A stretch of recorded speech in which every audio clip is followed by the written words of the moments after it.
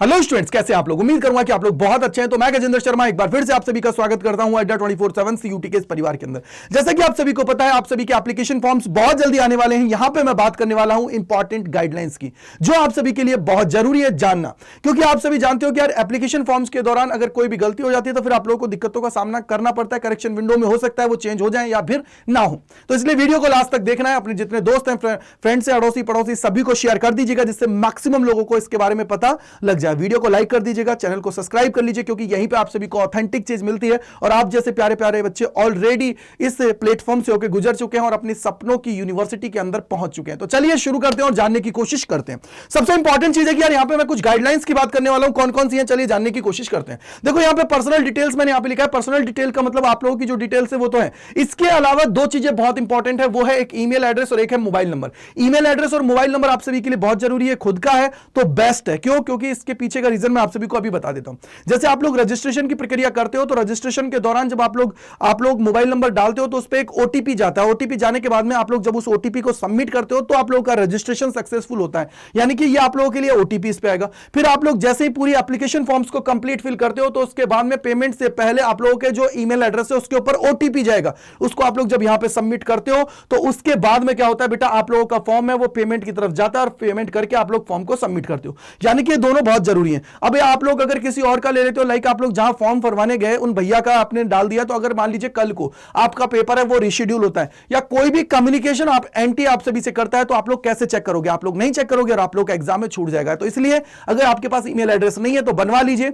Mobile number तो पापा के पास होता है, अदरवाइज नहीं है तो एक सिम ले लीजिए, जिससे क्या हो कि आप लोगों के सारे जो प्रॉब्लम्स का सोल्यूशन है वो इजीली मिल जाए, क्योंकि आगे जाके ये बहुत काम आने वाली दोनों चीजें अगले 4-5 महीने, जब तक आप लोग का एडमिशन किसी यूनिवर्सिटी के अंदर नहीं हो जाता है तब तक।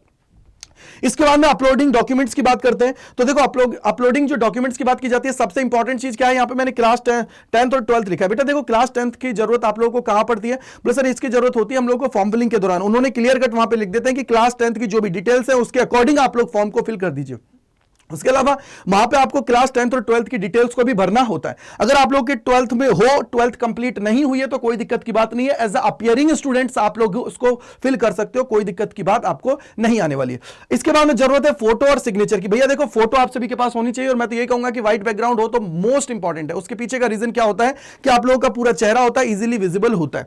सिग्नेचर जरूरी है। सिग्नेचर अब यहां पे बहुत सारे बच्चे बोलते हैं सर शॉर्ट में लिखूं, फुल में लिखूं। भैया जैसा भी लिखना है ना लिख ले, कर ले सिग्नेचर, कोई दिक्कत की बात नहीं। लेकिन एग्जाम टाइम पे जब तेरे से वो सिग्नेचर कराते हैं तो वो आप लोगों को क्या है, वैसे ही करना है जो तूने अपलोड किए हैं। तो इसलिए जो भी तू पहले से करता आ रहा है बेटा वही आपको करना है। ऐसा नहीं हो कि कुछ नया ट्राई करने के चक्कर में, हीरो बनने के चक्कर में अपना खराब वहां पे कर लो और फिर आप लोगों से एंड में क्या हो कि वो आप लोगों से मैच ही नहीं हो रहा है। तो इसलिए थोड़ा सा ध्यान रखना है। आगे क्या सर्टिफिकेट की बात करते हैं, जो कैटेगरी सर्टिफिकेट है, तो बेटा याद रखना यहां पे मैं बात कर रहा हूं स्पेशली ओबीसी और ईडब्ल्यूएस की, तो इनका सेंट्रल लेवल का सर्टिफिकेट होना चाहिए। सेंट्रल लेवल का सर्टिफिकेट है उसको आप लोग बनवा के रख लीजिए। अगर आप लोगों ने नहीं बनवाया, अगर बहुत सारे बच्चे ड्रॉपर होंगे तो 1 अप्रैल 2023 के अगर बाद का आप लोगों का सर्टिफिकेट है तो वो वैलिड है, कोई दिक्कत की बात नहीं है। जैसे ही आप लोगों का अभी डॉक्यूमेंट्स की लिस्ट आएगी एप्लीकेशन फॉर्म से, वो क्लियर कट बोलेंगे। तो पीजी के अंदर आप सभी को यही डेट दी गई थी, इसलिए मैंने बता दिया आप सभी को, क्योंकि करंट फाइनेंशियल ईयर का मांगते हैं 23-24 का, और जब डीयू के लिए जाओगे तो 24-25 का मांगते हैं। तो थोड़ा सा वेट कर लीजिए अगर नहीं बनवाया है। क्यों?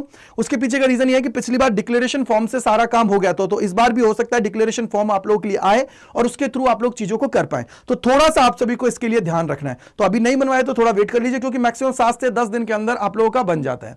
इसके बाद में जरूरत है कि भैया कौन से लेवल का होना चाहिए, सेंट्रल लेवल का होना चाहिए। ये थोड़ा सा ध्यान आप सभी को रख लें। तो कोई भी अगर सर्टिफिकेट है तो सेंट्रल लेवल का आप लोगों का होना चाहिए।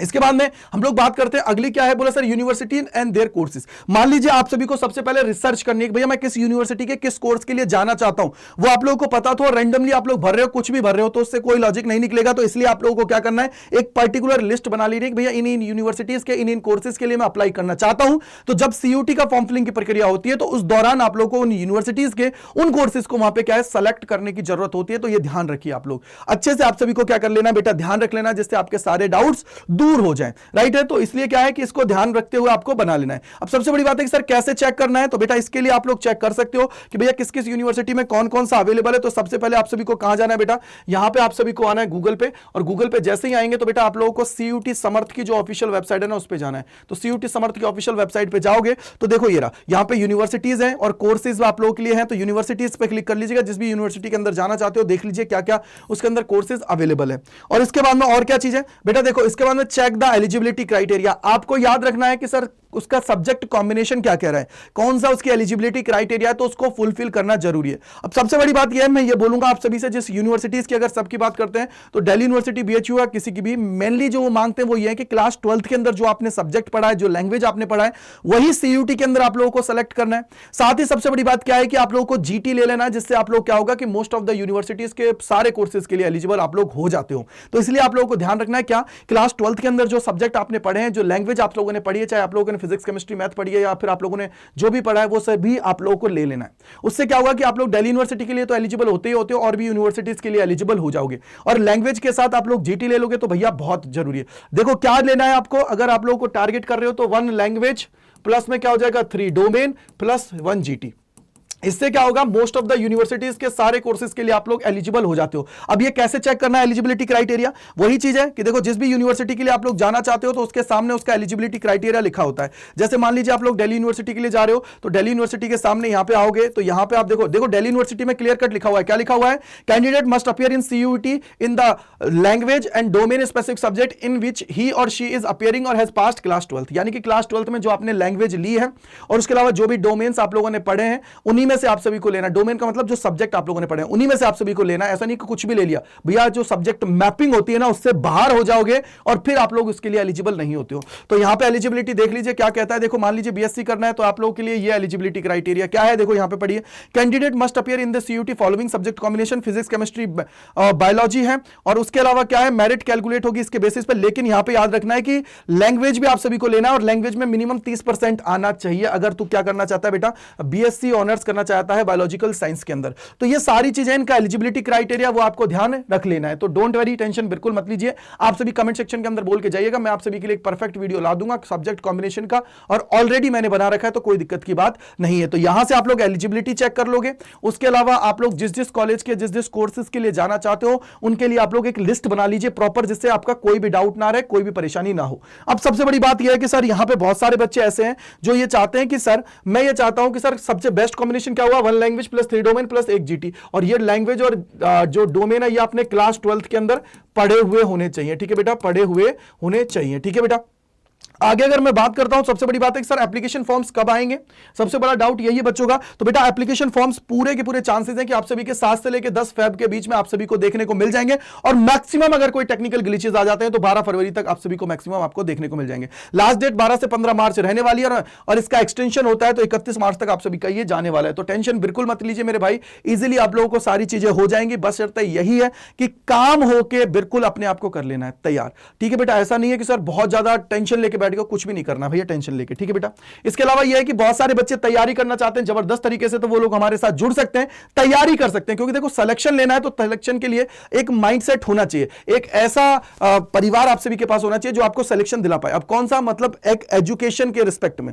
तो आप लोगों को क्या करना है, using the Y485 coupon code लगा के आप सभी हमारे साथ एनरोल कर सकते हो, अपनी तैयारी जबरदस्त तरीके से कर सकते हो। कैसे, आप सभी को जाना है अड्डा 24/7 पे। यहां पे जाओगे तो पहले लिंक पे जाना है, यहां पे ऑल कोर्सेज पे जाना है बेटा। क्या करना है, ऑल कोर्सेज पे जाना है, यूजी एंड पीजी पे जाना है और यूजी पे आपको जाना है। यूजी पे जैसे ही जाओगे मेरे भैया, यहां पे देखो साइंस, कॉमर्स, आर्ट्स सबके लिए है। तो आप लोग जिस भी स्ट्रीम के हो उस पे आप लोग चले जाइएगा। मान लीजिए मैंने बोला कि सर आर्ट्स के हैं तो आर्ट्स पे जाएंगे, तो यहां पे देखो आप लोगों के लिए लिस्टेड बैचेस होते हैं, वो सारे यहां पे होते हैं।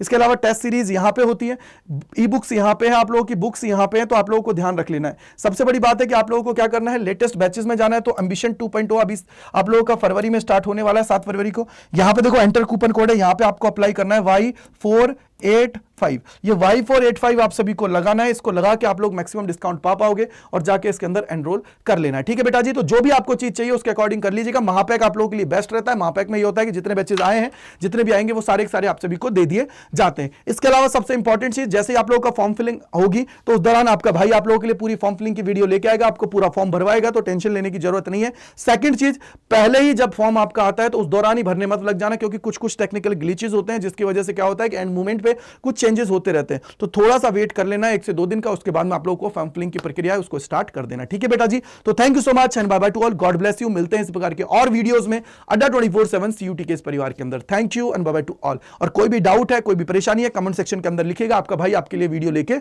आ जाएगा। Thank you and bye bye to all.